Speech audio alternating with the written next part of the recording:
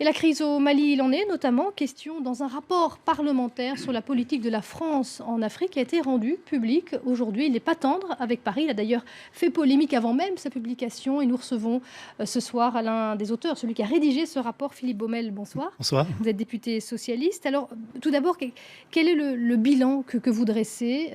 Il n'est pas tendre, on l'a dit, à l'égard de Paris. Pour vous, les interventions militaires sont trop fréquentes et sont surdimensionnées par rapport à une vraie politique africaine de la France?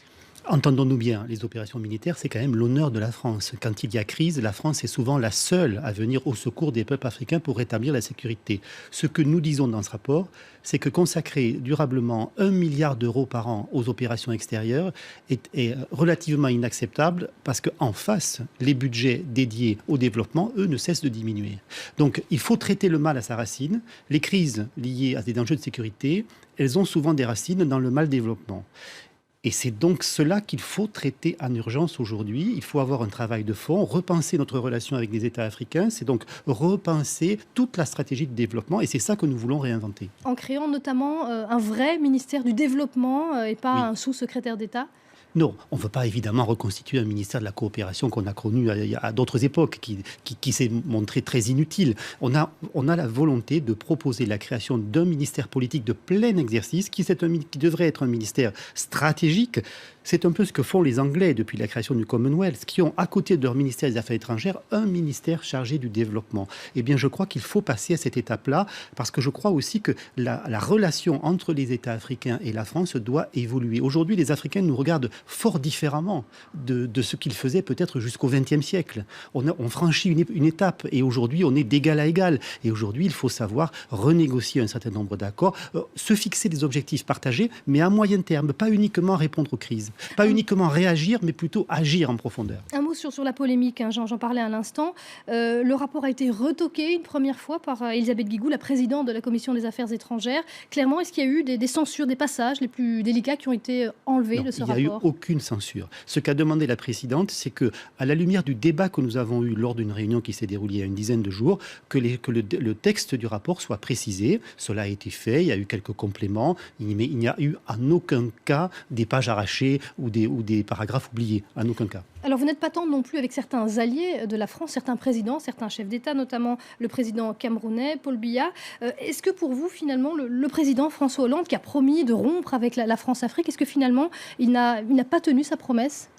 Non, je crois que François Hollande, juste en matière de politique étrangère et particulièrement sur la relation avec la France, avec l'Afrique, a particulièrement tenu ses promesses. Quand on voit les discours exigeants qu'il a prononcés lors des 2 derniers sommets de la francophonie, pointant du doigt la prévarication, pointant du doigt ceux qui auraient l'idée de se perpétuer au pouvoir dans le non-respect de la règle constitutionnelle, je pense qu'au contraire, le président français a une relation très exigeante. Mais en même temps, il y a toujours des relations qui sont très bonnes avec effectivement des chefs d'État qui sont contestés dans leur pays. On parlait de Paul Biya, du président tchadien. Paul Biya. Les propos tenus à son encontre dans la première partie du rapport sont des propos qui ont été tenus par un expert que nous avons auditionné. Ça n'est pas les propos des parlementaires qui ont rédigé les propositions.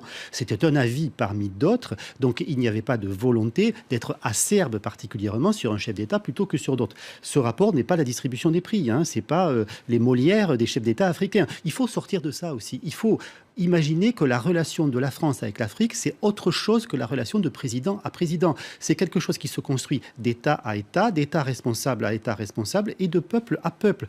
Nous parlons beaucoup aussi de la nécessité de mettre l'accent sur la relation nouvelle avec la jeunesse africaine. Une dernière question importante. En ce moment, vous parliez des interventions militaires en Centrafrique. Les soldats français font l'objet d'accusations très graves, accusations de viol.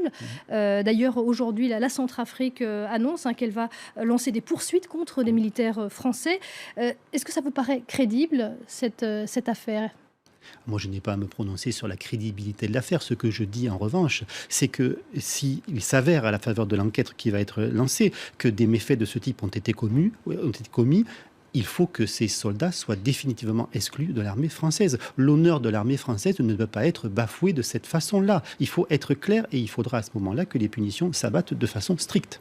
Merci beaucoup Philippe Baumel d'être venu dans le Journal de l'Afrique.